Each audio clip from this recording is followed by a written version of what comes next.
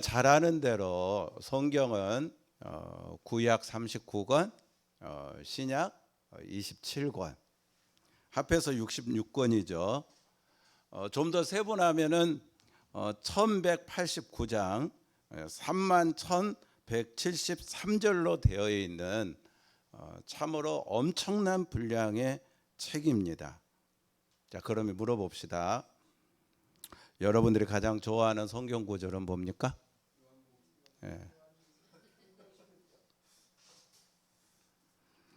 최근에 검색 기준으로 세계에서 가장 인기 있는 성경 구절 탑 10을 선정을 했는데요. 5위가 월간 5만 번 검색된 마태복음 28장 19절이었습니다. 그러므로 너희는 가서 모든 민족을 제자로 삼아 아버지와 아들과 성령의 이름으로 세례를 베풀고 내가 너희에게 분부한 모든 것을 가르쳐 지키게 하라. 볼지어다 내가 세상 끝날까지 너희와 항상 함께 있으리라. 4위가 월간 5만 8천 번 검색된 잠언 3장 5절이었습니다. 너희는 마음을 다하여 여호와를 신뢰하고 내 명철을 의지하지 말라. 3위가 월간 10만 3천 번 검색된 요한복음 10장 10절 말씀이었어요.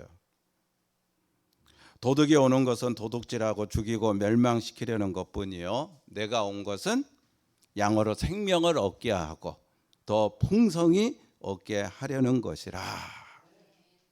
2위가 월간 8만 2천 번 검색된 에레미야 29장 11절 말씀과 빌립보서 4장 13절 말씀이었습니다.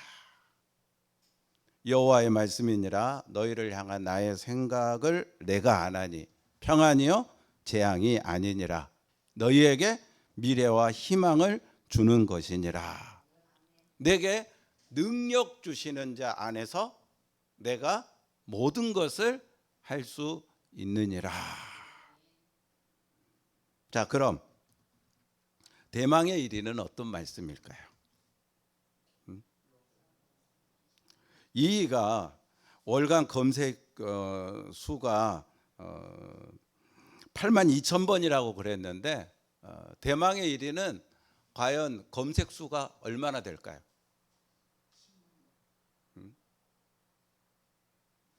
대망의 1위는요. 오늘 본문 말씀인 요한복음 3장 16절 말씀이었어요.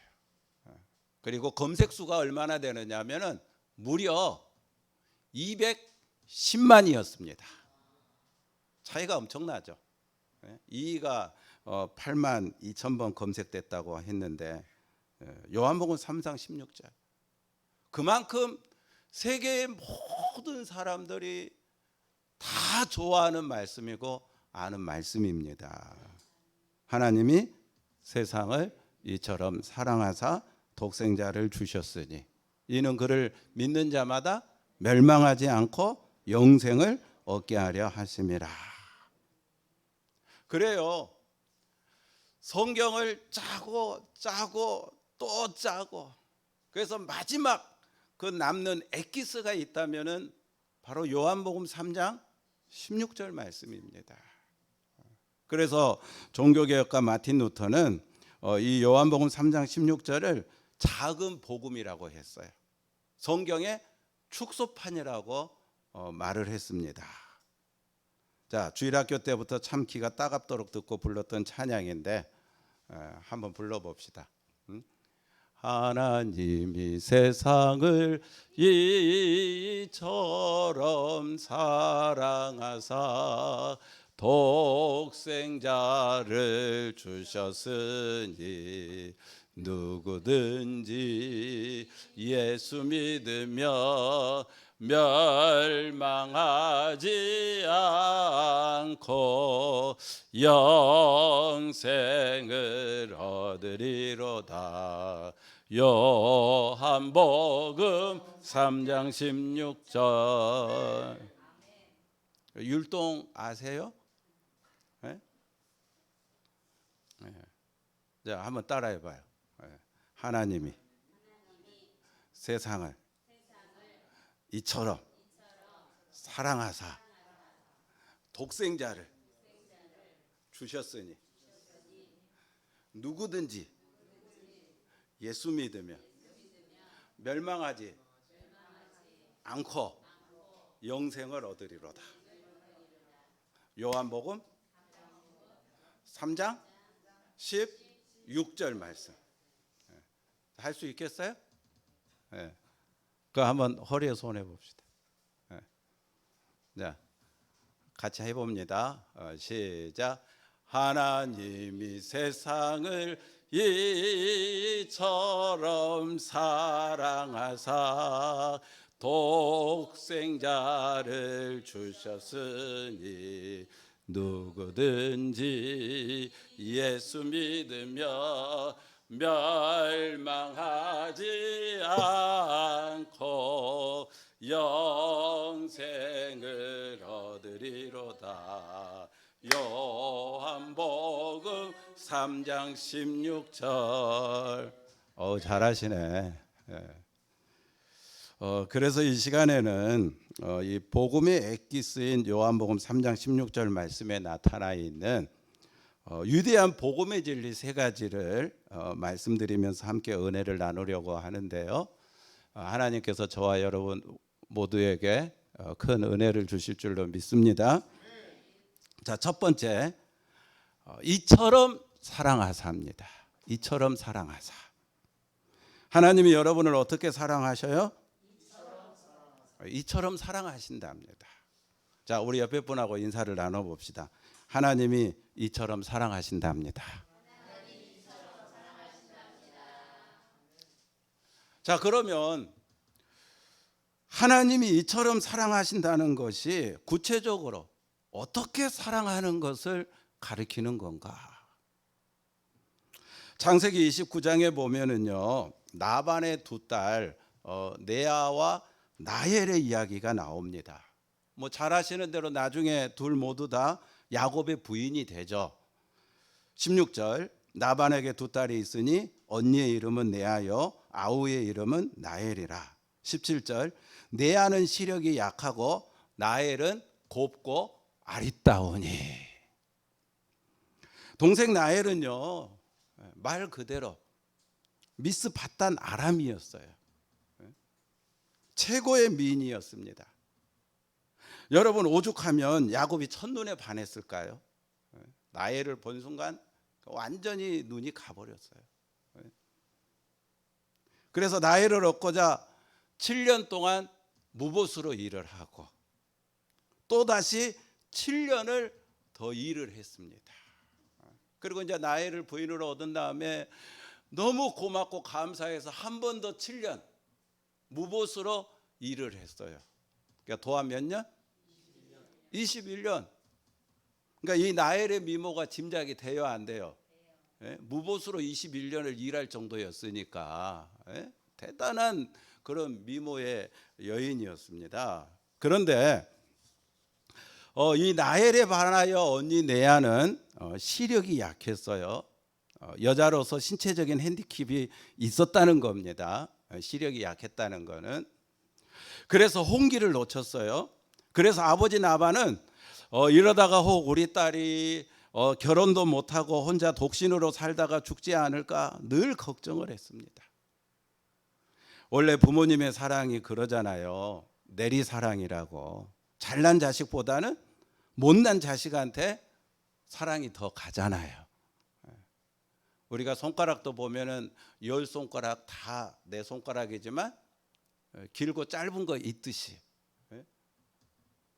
다 내가 낳은 자식이지만 사랑이 더 가는 자식이 있다 없다? 있다는 거예요. 우리가 잘 아는 내용이니까 나반은 이제 편법을 써서 야곱을 속이고 레아와 라헬 두 자매 모두가 다 이제 나중에는 결국 야곱의 부인이 되죠.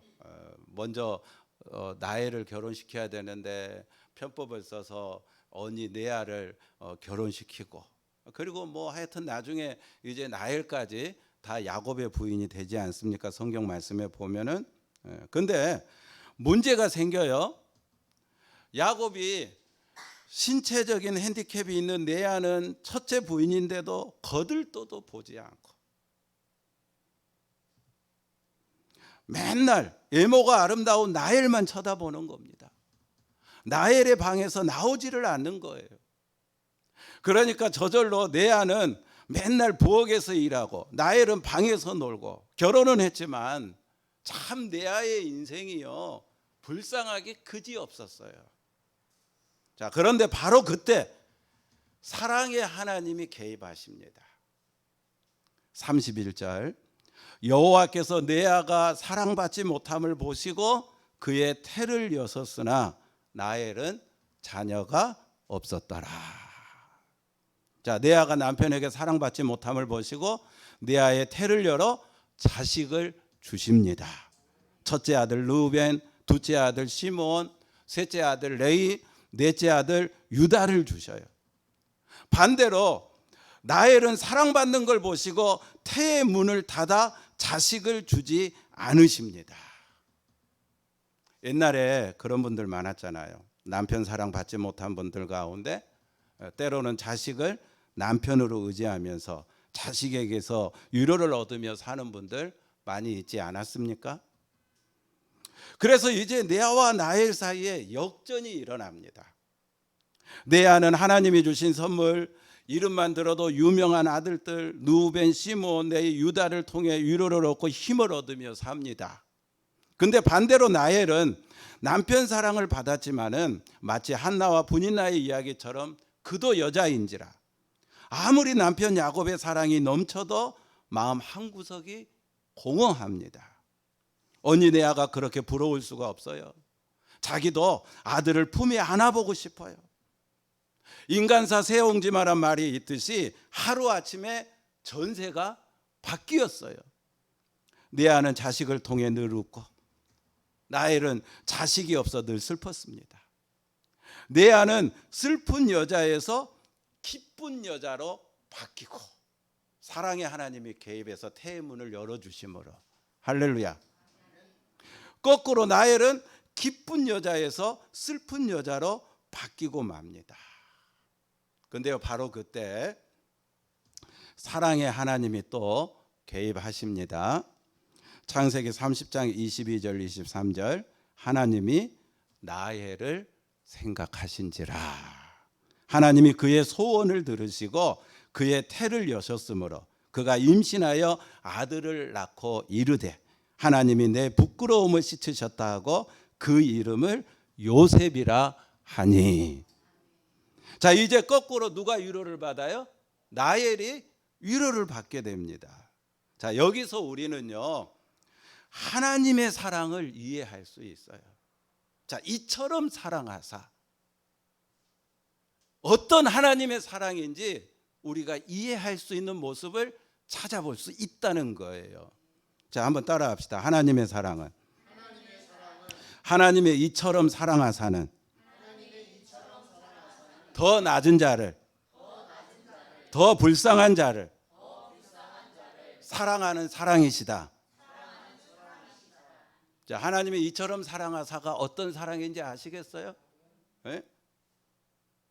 하나님의 사랑이 분명히 더 낮은 자, 더 불쌍한 자 라헬에게로 흘러갔잖아요.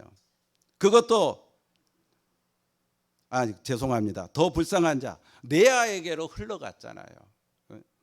그것도 주실 때 넘치도록 넷째 아들까지 풍성하게 흘러갔잖아요.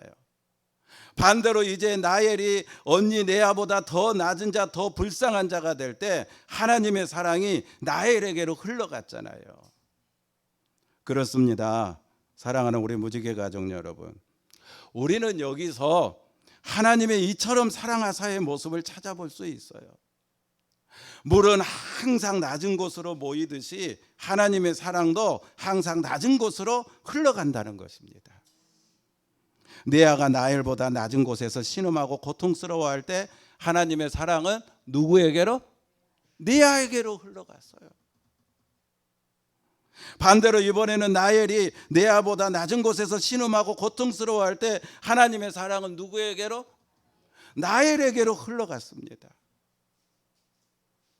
하나님께서는요, 어느 잘난 자 아니면 어느 못난 자, 그래서 잘났기에 선택하고 혹은 못났기에 버리거나 그런 하나님이 아니라, 하나님은 본래 사랑이시라, 참 사랑이신지라, 그가 세상을 이처럼 정말 사랑하신 하나님의 그 사랑의 하나님이시기 때문에 더 낮은 자를 불쌍히 여기고 사랑하고 도와줌으로써 더 훌륭한 자와 같게 이 세상을 살아가게 하려 하시는 것이 하나님의 이처럼 사랑하사이라는 거예요. 자, 다시 한번 따라합시다. 하나님의 사랑은, 하나님의 이처럼 사랑하사는 더 낮은 자를, 더 불쌍한 자를 사랑하는 사랑이다. 자, 그러므로 혹 여러분들이요, 지금 뭐 어떤 문제 때문에 하여튼 낮은 곳에서 신음하고 고통스러워하고 계시다면은 조금 더 걱정하지 않기를 바랍니다. 결코 두려워하지 않기를 바랍니다. 하나님의 이처럼의 이 사랑이 마찬가지로 누구에게로 흘러가요? 그렇죠. 지금 그 낮은 곳에서 고통하고 신음하고 힘들어하고 있는 누구에게로? 나에게로 흘러가는 거예요. 이게 하나님의 이처럼 사랑하사입니다. 그래서 레아와 나엘의 태문을 여셨듯이 여러분의 축복을 열어 여러분도 이 세상을 잘 살아갈 수 있도록 사랑하시는 것이 하나님의 사랑인 거예요.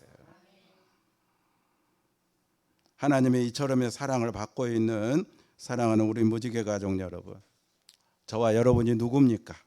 우리는 불쌍한 자잖아요.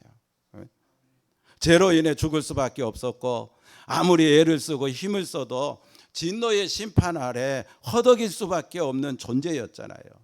그처럼 저와 여러분이 불쌍한 자였기 때문에 하나님은 이처럼의 사랑을 발동해서 하나밖에 없는 독생자 예수 그리스도를 십자가에 내어주시면서까지 저와 여러분을 구원하여 천국을 선물로 주시고 자녀로 삼아주신 줄로 믿습니다. 요즘 여러 가지 뭐 일들 때문에 힘드시죠? 벌써 표정을 보니까 많이 힘들어하는 표정 같아요. 가만히 있어도 때로는 저절로 신음소리가 나잖아요. 너무 힘들고 너무 피곤하고 너무 고통스러워서. 자, 하나님의 이처럼 사랑하사의 이 복음을 여러분 믿으시고 오늘의 힘을 삼으시고 내일의 소망을 삼을 수 있게 되기를 주님의 이름으로 축원합니다. 자, 두 번째, 독생자를 주셨으니입니다. 독생자를 주셨으니. 하나님은요, 주기를 기뻐하시는 분이십니다. 뭐 우리야 주고 싶어도 가진 게 없고 능력이 짧아서 못 주는 경우가 많지만 우리 하나님은요, 모든 것의 주인이시기에 뭐든지 우리에게 주실 수 있는 분입니다. 공짜라면은 양재물도 마신다고. 날봐, 여러분도 받는 거 좋아하잖아요. 자, 우리 하나님은 그럴 줄 알고 여러분에게 주셨다는 거예요. 뭘 주셨어요? 독생자를 주셨다는 겁니다. 이 아들을 주셨다는 거예요. 공짜로 주셨다는 거예요. 할렐루야. 자, 옆에 분하고 인사합니다. 하나님이 집사님에게 독생자를 주셨답니다.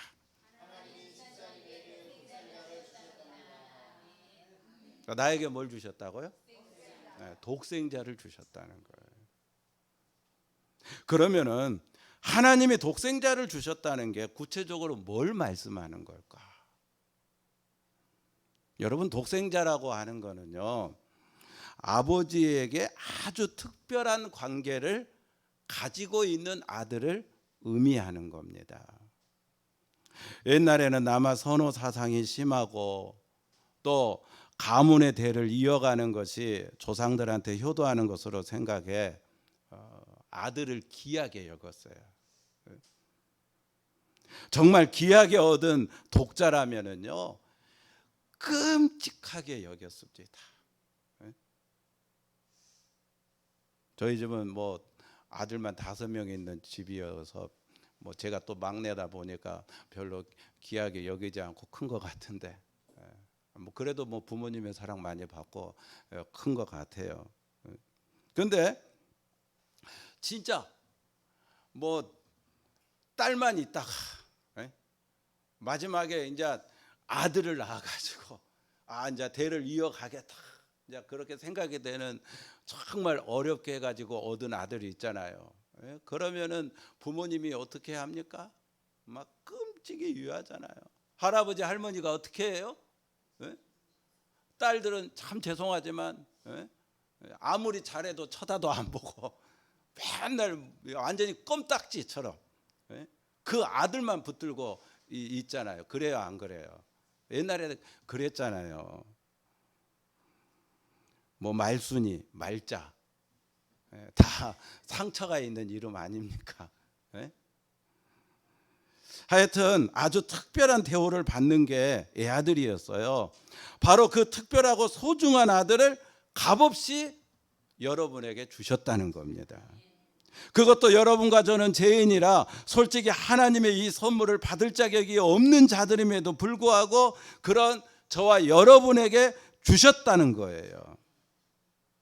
하나님이 우리를 얼마나 사랑하신다는 것을 확증하기 위해서 그 특별한 관계에 있는 애아들, 독생자 예수 그리스도를 저와 여러분이 죄인일 때 주셨다는 겁니다. 로마서 5장 8절입니다. 우리가 아직 죄인 되었을 때에 그리스도께서 우리를 위하여 죽으심으로 하나님께서 우리에 대한 자기의 사랑을 확증하셨느니라. 여러분, 내가 누군가를 아무리 사랑한다고 해도 나한테 특별한 관계에 있는 애아들, 그 사람에게 줄 수 있어요, 없어요? 죽는 그 십자가 그 자리에 내어줄 수 있어요, 없어요? 없어요. 근데 하나님은 그렇게 하셨다는 거예요. 왜? 이유가 뭐예요? 내가 너를 사랑한다는 것을 확증하기 위해서, 확실하게 보여주기 위해서.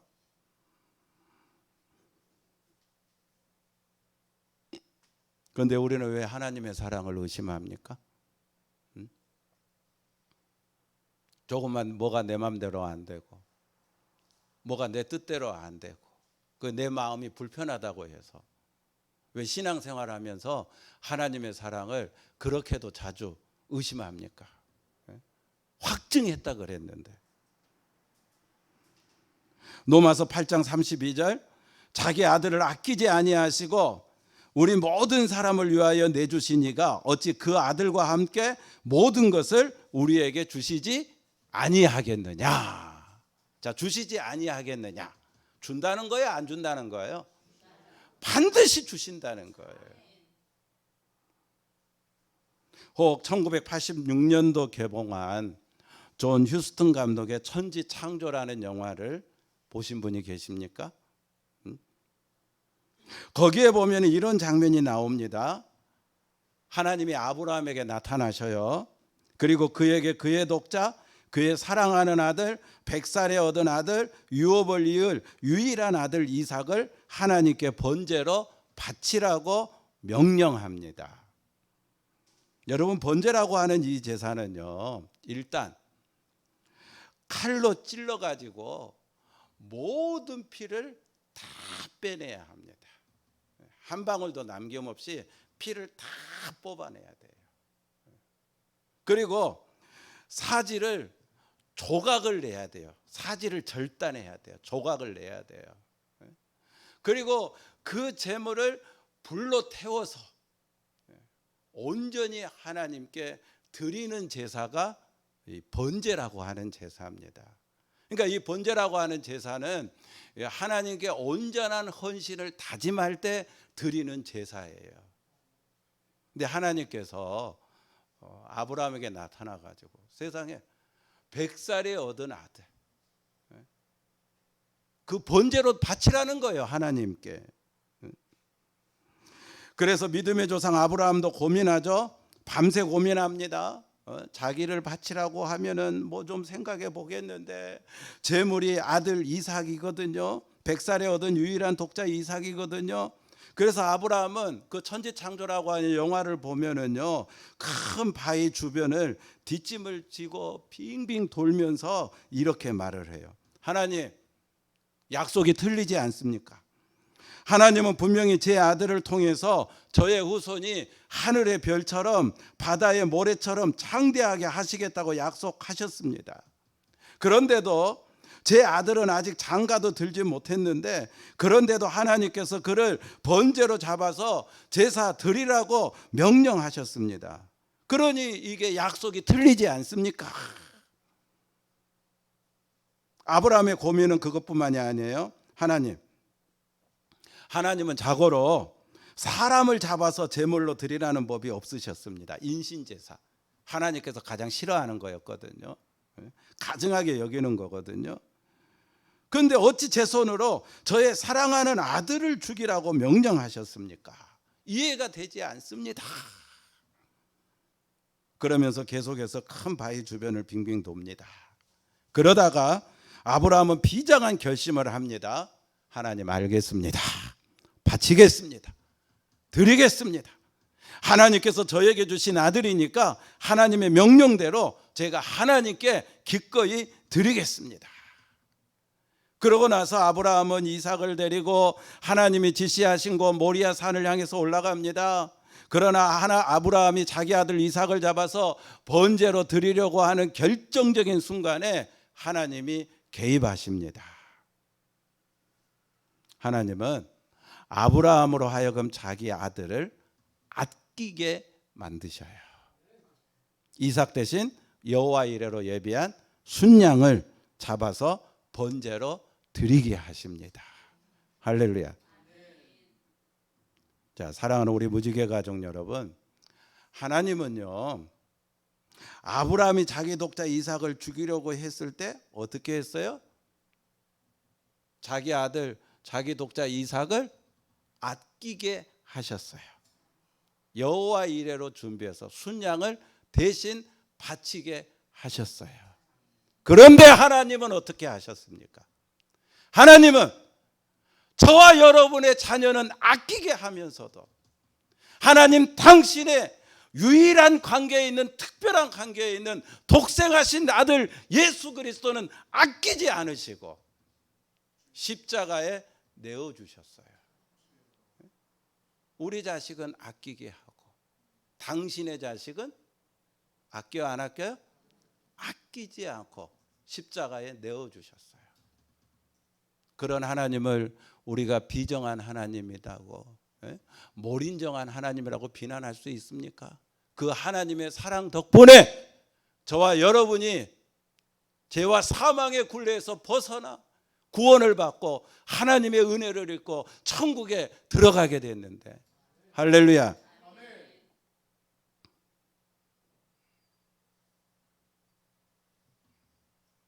여러분 기억하십시오. 마음에 새기고 또 깊이 새기십시오. 자기 아들을 아끼지 않고 내어주신 하나님은 이미 여러분을 위해 모든 것을 여호와 이레로 예비하시고, 여러분이 어떤 필요가 있어서 구하면, 여러분이 어떤 문제로 하나님 앞에 기도하면서 달라고 보채면 아들을 내어주시니까 여러분의 필요를 채워주실까 안 채워주실까? 당연히 여러분의 필요를 채워주시죠. 아들을 내어주신 분이, 가장 중요한 걸 여러분에게 내어주신 분이 여러분이 구하는 그거를 안 주겠습니까? 그러므로 지금 상황이 여러 가지로 힘드시더라도, 얼핏 눈에 보이는 환경이 내 마음대로 되는 게 하나도 없어 보이시더라도, 남편도 자녀들도 왜 그렇게 나를 힘들게 하나, 그런 마음이 하루에 12번씩 드시더라도 자기 아들을 아끼지 않고 내주신 하나님의 사랑에서 구하면 주신다는 여호와 이레 이 믿음을 가지시고 결코 낭망하지 않기를 바랍니다. 성경에요, 바사왕 고레스라고 하는 인물이 나와요. 이방인의 왕이면서도 하나님께 쓰임받아 포로로 끌려간 이스라엘 백성들을 본국으로 돌아가도록 칙령을 내리는데 그가 이웃 나라를 정복할 때 일합니다. 이웃 나라의 왕과 왕비와 자녀들을 붙잡아 놓고 죽이기가 너무 아까워서 적국의 왕을 향해 물어요. 내가 만일 그대를 살려준다면 그대는 어떻게 하겠는가? 저를 살려주시면 제가 가지고 있는 재산의 절반을 왕에게 바치겠습니다. 그러면 내가 그대의 자녀들을 다 풀어준다면 그대는 어떻게 하겠는가? 그렇게만 해주신다면 제가 가지고 있는 전 재산을 왕에게 바치겠습니다. 이제 마지막 왕비의 차례가 됐어요. 만일 내가 그대의 왕비를 살려준다면 그대는 어떻게 하겠는가? 자, 적국의 왕이 뭐라고 대답했을까요? 뭐 살려주기는요. 지금 뭐 왕의 마음대로 하여튼 처분하십시오. 그동안 오래 데리고 산 것만 해도 감지 덕지 알 겁니다. 그렇게 말했을까요? 왕이 이렇게 대답을 합니다. 그렇게만 해주신다면은 지금 당장이라도 내 목숨을 왕에게 드리겠습니다. 남자분들 아멘을 안 하시네. 좀 절 쳐다볼 게 아니라 빨리 아멘을 하셨어야지. 왕비를 살려준다면 지금이라도 뭘 주겠다고요? 그건 내 목숨을 내주겠다. 늦었어요.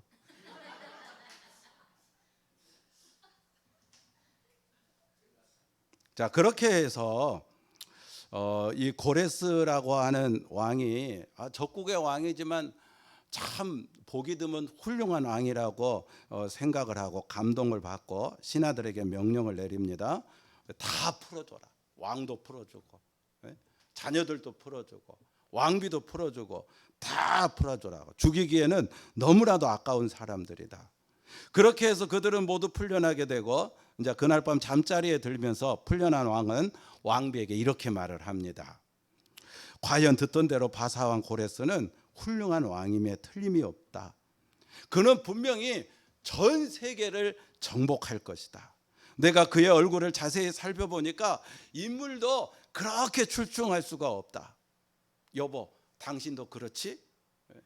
그런데요, 이 왕비가 뜻밖의 이렇게 대답을 합니다. 저는 그 사람의 얼굴을 전혀 쳐다보지 못했습니다. 왜냐하면 나를 위해서라면 기꺼이 자신의 목숨까지라도 아끼지 않고 바치겠다고 하는 한 믿음직한 남자의 얼굴을 황홀하게 쳐다보느라고 고레스 왕의 얼굴을 쳐다봤다 못 쳐다봤다? 못 쳐다봤다라고 대답을 하는 거예요. 여러분, 아름다운 이야기지 않습니까? 사랑하는 우리 무지개 가족 여러분, 힘들다고 하면서 지금 여러분은 뭘 보고 계십니까? 누구를 보고 계십니까? 왜 자기 아들을 아끼지 않고 나 같은 죄인에게까지 값없이 선물로 주신 사랑의 하나님 아버지를 황홀하게 쳐다보고 계시지 않느냐는 거예요. 힘들다면서요. 어렵다면서요. 쳐다보십시오.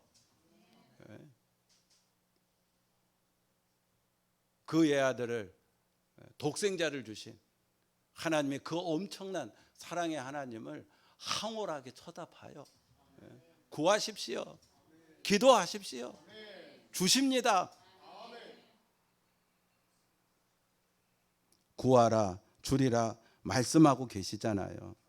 두려워 말라, 안심하라, 평안하라 말씀하고 계시잖아요. 하나님의 아들까지 아끼지 않고 주신 이 복음으로 오늘의 힘을 삼으시고 내일의 소망을 삼으시기를 주님의 이름으로 축원합니다. 자, 세 번째, 누구든지입니다. 누구든지. 인간이 피할 수 없는 공통적인 문제가 있죠. 죽는다는 겁니다. 어제 저녁에도 친한 목사님의 장모님이 돌아가셨다고 부고가 왔는데, 근데 사람들은 착각을 해요. 죽는다 안 죽는다? 안 죽는다. 착각을 해. 내게 권력이 있으면 안 죽는다. 내게 지식이 있으면 안 죽는다. 내게 돈이 있으면 안 죽는다. 근데 여러분, 권력이 있는 뭐 박정희, 또 전두환, 김영삼, 김대중 다 죽었어요? 안 죽었어요? 돈 있는 정주영, 이건희 죽었어요? 안 죽었어요? 이처럼 저와 여러분, 우리는 다 죽습니다. 아멘을 안 하셔요. 아멘 안 해도 죽어요. 솔직히 이 세상에요, 사람의 생명을 살리는 의사는 없어요. 단지 사람의 생명을 조금 늦추는 의사만 있을 뿐입니다. 착각하면 안 돼요. 그렇다면 내가 죽는다는 것, 여러분 한번 생각해 봤어요? 진지하게 생각해 보셨습니까? 내가 죽는다는 것을 진지하게 생각하면 그 다음 저와 여러분에게 가장 크게 느껴지는 문제가 있을 거예요. 뭡니까? 바로 죄의 문제입니다. 죄의 문제. 살면서 내가 알고 지은 죄, 모르고 지은 죄, 어찌 알고? 살 때야 뭐 그런 생각 잘 안 하죠. 긴박한 종말이 자기 앞에 다가오면 가장 크게 느껴지는 것은 돈도 아니고 건강도 아니고 명예도 아니고 권력도 아니고 내 영혼의 문제가 갑자기 크게 다가오는데, 바로 내 죄는 어찌할꼬, 이 죄는 어찌할꼬. 이게 가장 큰 문제인 거예요. 또 하나 있어요. 죽고 나면 뭐가 있다? 심판이 있는 겁니다. 이게 저와 여러분의 큰 문제입니다. 죽는 것도 문제고, 죽는 다음에 뭐가 있다? 심판이 있다는 것도 문제고, 저와 여러분의 가장 큰 문제예요. 여러분, 당연히 인생을 살았으면은 최후에는 심판으로 자기가 산 인생을 책임져야겠지요. 봄에 씨를 뿌리고 여름에 가꾸고 가을에 추수할 때 알곡과 쭉정이를 분명하게 구분하잖아요. 1년 사업을 하고 마지막에는 뭐 합니까? 정산을 해서, 결산을 해서 손익을 분명하게 구분합니다. 스포츠 하는 사람들도, 선수들도 운동 경기를 위해서 열심히 연습해서 경기에서 뭐가 결정나요? 승패가 결정되잖아요. 성경은 말씀하기를 심은 대로 거두리라. 분명히 심판이 있습니다. 여러분, 심판은 극단적인 구분이 되는 거예요. 뭐 대충 그렇게 되는 게 아니에요. 영벌이든지 영생이든지, 지옥이든지 천국이든지 확실하게 구분이 되는 게 심판인 거예요.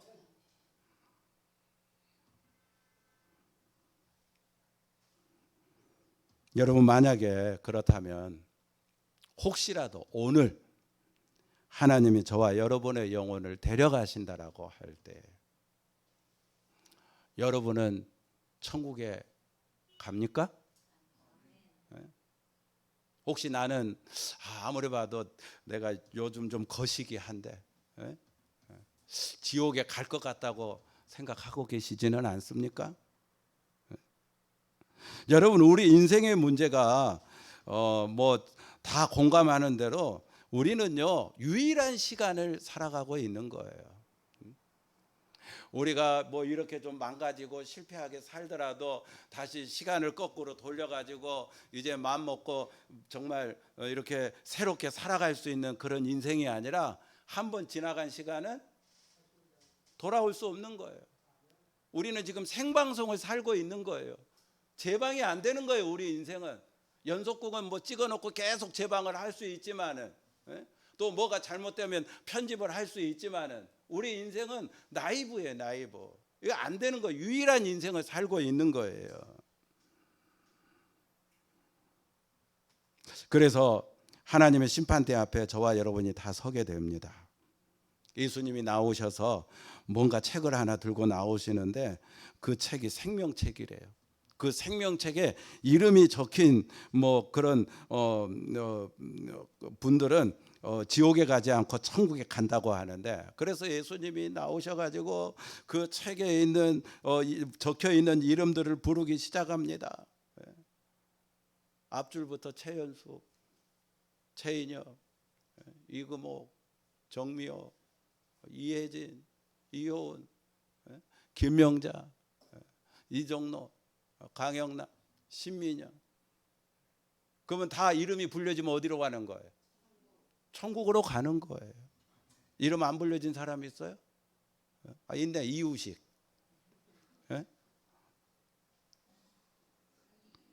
근데 그 순간에 예수님이 생명책을 들고 이름을 부르실 때 여러분, 내 이름 안 부르면 어떻게 할까? 내가 세상에서 살아왔던 내 인생을 뒤돌아보면서 뭔가 자신이 없어가지고 혹 내 이름이 안 불려지면 나는 이 순간 확실하게 구분된 영벌로 지옥으로 가지 않을까? 자, 옆 사람하고 이렇게 인사합시다. 집사님, 지금 떨고 계십니까? 한번 인사해봐요. 뭐래요? 떨고 계신데요? 사랑하는 우리 무지개 가족 여러분, 떨지 마십시오. 누구든지라고 그랬잖아요. 누구든지. 예수 믿으면. 우리가 행위로 구원받는 게 아니라 믿음으로 구원받은 겁니다. 누구든지. 설령 우리가 신앙생활 하면서도 행위가 부족할 수 있어요. 그러나 내 마음 중심에 예수를 향한 믿음이 있어서 부족한 행위임에도 불구하고 그래도 성령이 주시는 감동을 따라 살려고 하고, 성령이 회개를 원할 때 회개하기도 하고, 우리가 부끄럽고 부족한 모습이 있다 할지라도 내 안에 믿음이 있으면은요, 여러분 다 이름 부를 거니까 조금 더 두려워하지 마시기를 바랍니다. 누구든지 예수 믿으면 멸망하지 않고. 제가 성막 이야기할 때 그랬잖아요. 성막 그 넓이가 한 25m 되는데 문의 크기가 10m라고. 여러분 25m 벽에 10m 문을 만들려고 그랬어요. 문이 엄청나게 크지 않습니까? 이거 뭐예요? 누구든지 다 구원하기를 원하시는 하나님의 마음을 상징하는 것이라고 말씀드렸습니다. 이사야 55장 1절, 오라 너희 모든 목마른 자들아 물러 나오라, 돈 없는 자도 오라. 너희는 와서 사 먹되 돈 없이 값없이 와서 포도주와 젖을 사라. 요한복음 7장 37절 38절, 명절 끝날 그 큰 날에 예수께서 서서 외쳐 이르시되 누구든지 목마르거든 내게로 와서 마시라. 나를 믿는 자는 성경의 이름과 같이 그 배에서 생수의 강이 흘러나오리라. 요한계시록 3장 20절, 볼지어다 내가 문 밖에 서서 두드리노니 누구든지 내 음성을 듣고 문을 열면 내가 그에게로 들어가 그와 더불어 먹고 그는 나와 더불어 먹으리라. 누구든지. 방금 말씀 봤잖아요. 누구든지.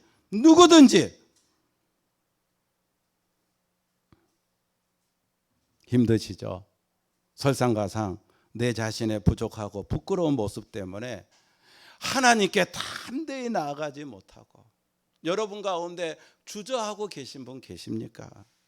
누구든지 이 복음으로 오늘의 힘을 삼으시고 내일의 소망이 되시기를 바랍니다. 자, 말씀 마칩니다. 한번 따라합시다. 오늘의 힘, 내일의 소망. 여러분 힘이 중요해요. 힘이 있어야 살 수 있어요. 힘이 다 떨어진 게 죽음입니다. 숨 쉴 힘이 없어서 숨을 못 쉬는 거, 그게 뭐예요? 그게 죽는 거잖아요. 오늘날 많은 사람들은요, 돈을 오늘의 힘 내일의 소망으로 삼아요. 권력을, 명예를, 지식을 오늘의 힘 내일의 소망으로 삼습니다. 자, 그렇다면은 오늘 이 예배에 참석한 여러분은 뭘로 오늘의 힘 내일의 소망을 삼을 겁니까? 예수 그리스도로 삼으셔야죠. 요한복음 3장 16절 이 복음의 위대한 복음의 말씀으로 여러분 힘들고 어려울 때마다 오늘의 힘으로 삼으시고 내일의 소망으로 삼을 수 있게 되기를 주님의 이름으로 축원합니다. 우리 다 같이 찬송가 393장입니다.